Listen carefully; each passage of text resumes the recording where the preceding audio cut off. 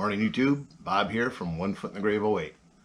It's another morning. The window's been taking longer than I expected. It's been a couple days. All the standing really affected my back and stump the last couple days. So I didn't get as far as I wanted to. Matter of fact, yesterday I didn't get anything done at all other than editing some videos. So I guess that was worth it. One thing I noticed when I was cutting out the frame the other day, and one reason I stopped, was the measurement that I took. I never took into account that when I made the template for the window, it was designed to fit inside of the trim ring. That would give me plenty of room to cut out the aluminum and then sand it back so that it was the right size. Well, I wound up taking the measurements for the upper bar, the upper cross member, off of the distance from the pattern. So that left me a 1/4 inch short. I went in, I measured the inside of the window where it has to go through the aluminum, and then I added the length of the width of the cross member onto it, and I was a 1/4 inch short of where I should be. So luckily, you know, that is one of those things. It won't take me long to add the 1/4 inch onto that, or cut the other 1/4 inch off the bar, and then today I will get hopefully that bar mounted and get the aluminum cut out and kind of start fitting the window.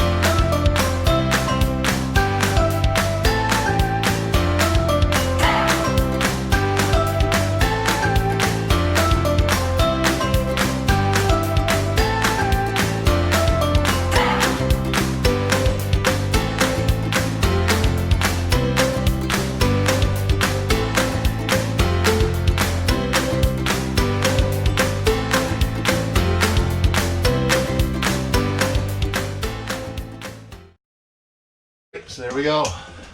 The window's fitted in. It's actually got these plastic tabs on the bottom that help hold it in place. So I probably went just a little bit too far, but the tabs are still there, so it actually snaps in place pretty good. So I'm going to call that good, and we'll start getting the aluminum cut out. There go the dogs again. They're out playing, so fighting over a tennis ball. But there we go. That's our window. I'll take the template that I made. That's just double check to make sure that that's right. Get it centered in between these two bars, and we'll start cutting aluminum. That'll be the worst part, because again, you're cutting a great big hole in, you know, an otherwise good trailer, which we already got one up front, so I guess at this point it doesn't matter. But there's plenty of room to get the butyl tape around on the outside. So actually, let's come over just a little bit. I got plenty of room to play side to side. It was the up and down that I was worried about, but right now I think we're good. So we're gonna take a little bit of a break and go play with the dogs for a few minutes, and then we're gonna come back. We'll get this bar mounted. We're only gonna put a screw on each side just to make sure, get the aluminum cut out. That way if I have to move it, I can, and I won't have a problem with the screws. I'll just have my buddy tack weld those 2 screw holes closed, and then I'll come back and drill them and then put the screws back in to hold this in place. So, or I may not even do that. I may just put 1 screw in until he gets it welded. We'll see. But there we go. Took a couple days and a lot of grinding and a lot of cutting, but I think we're there. I think we're good. So I'm going to be setting the angle brackets up. I usually set them on here. I use 1 square to make sure they're flush with the ends. I'll use the other square to make sure that it's square across the front. One thing I like to do is I use a Sharpie, and I just moved it.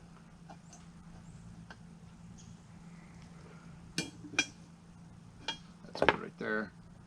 I found that a Sharpie, if you go straight in, at least with these silver ones, if you go straight in and circle around, straight up and down, it leaves just a little bit of a dimple right in the middle of where that's supposed to be. So that way I know exactly where to center punch and drill. Always center punch your holes. I like to use, you should use cutting oil when you're drilling. And like I said, this one will go on here, square. This one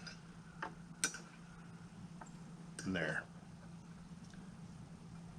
Once we get these in, as I said before, I'm gonna probably just put 2 screws in to hold it in place. I'm not sure if I'm gonna do these 2 or the outside 2. Probably the outside 2. I'll probably do what's gonna be the top one on both of them.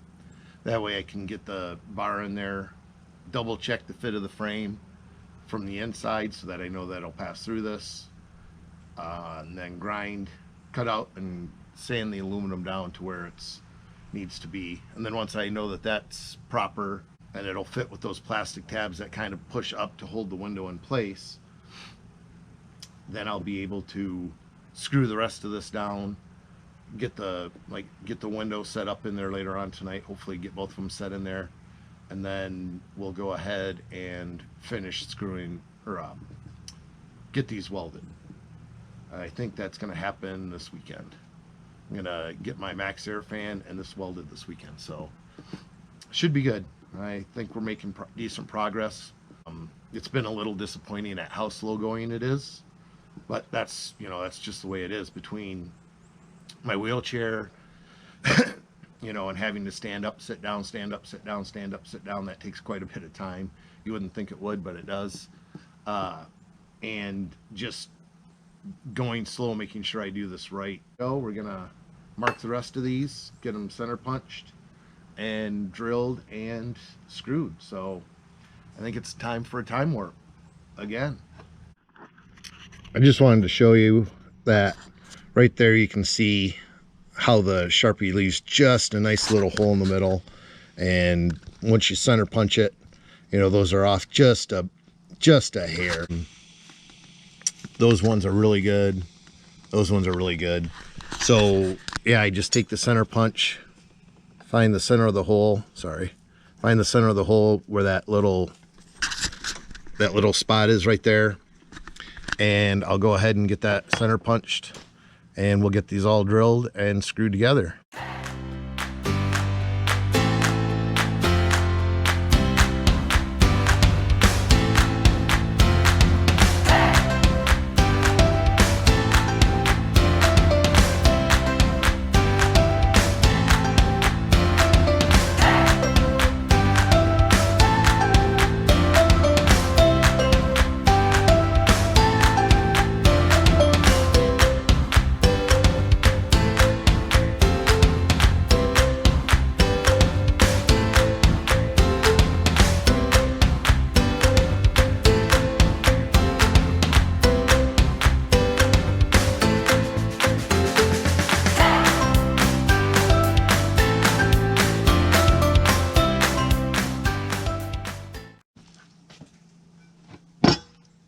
Got the brackets screwed in. They're all square. I used the square to make sure that I was on the lines and that the holes are still centered, which they were. You know, the more you do that, the better you can. I'm using a 90-degree angle drill. The main reason is that I can control the speed really easy. I mean, it goes from almost nothing up to pretty good, you know, so it's got pretty good speed on it. I was drilling on two. One thing I notice a lot, I see a lot of people do, is when they're drilling steel, they don't, you know, they run the drill bit as fast as they can in the drill, where if you go slower, it gives it more of a chance to get a bite.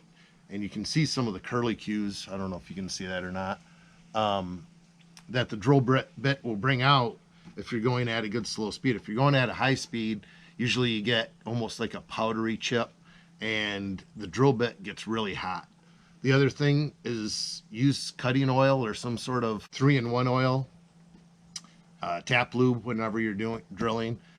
One thing I learned in life is you can never have enough lube. So I even put some oil on the end of the screws. It just really makes them seem to cut better and go in faster. So you know, I could be wrong on that, but to me, that's how it seems that it works. So yeah, make sure you use plenty of lube. And we're gonna go ahead, get this bar fit in. We're gonna double check our cuts where we're making the cut in the aluminum, get the tape on the outside, go from there. We're making good progress today. I can't complain. I'm actually pretty happy about it.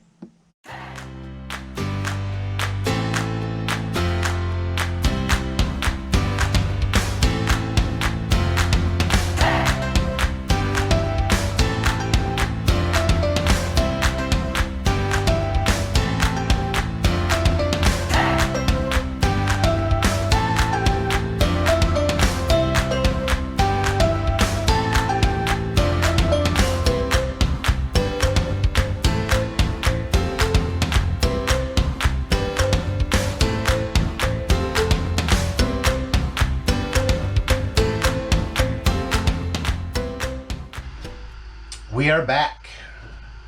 I went ahead, got the bar installed, set it up there, used the clamps to hold it, put my welding square in here, used the level to make sure this was all level, it was good. Again, you know, the clamps held it up nice and tight. I went ahead and did what I had planned on doing, putting the 2 screws in the top. Really didn't take into consideration the fact that those were going to act as a hinge and allow this to pivot. So I put a 3rd screw in right here in the bottom. If I need to, I can fill those holes with a quick little tack weld and, you know, move this up and down as I need to, but we should be good. Looking at the lines I made the other day, 3/16 approximately there, just about a 1/4 inch there. I mean, they're super close. I will take and put the window frame back in here, make sure that everything's still good and tight. Then I will put the template up and double check everything. I may have to move it up just a bit, but I don't think so. I will take and double check the sides, use my frying pan to mark my corners off. Then just above where the corners land on the horizontal and verticals, I'm going to drill 1/8 inch holes, you know, just inside the line, close to each corner. That way I can go outside. I know exactly where I need to tape it off. I'll tape it off so we don't burn the paint. Take the cutting wheel and cut the aluminum out. Today's really interesting day. It's, you know, everything's going really good. I keep saying I apologize about that. It's hard for me to think right now because it's pretty warm today. It's going to be in the mid-70s, which usually I love and I chase. But when I'm doing something like this where I'm up and down all the time, moving around a lot, man, sweat like a fat kid eating a donut. If you don't know what a fat kid eating a donut looks like, bring me a donut and I'll show you. I went ahead and used a level to get my vertical and horizontal lines all level. I still had to do the corners and mark those out. You may have seen that in the time lapse. I had been using this contour gauge, put it up against the outside of the window. It gives you a really good contour. It gets you really close. These are metal fingers, so when you try to run the Sharpie around them, it catches and grabs. They're not perfectly smooth. It was a little hard to use.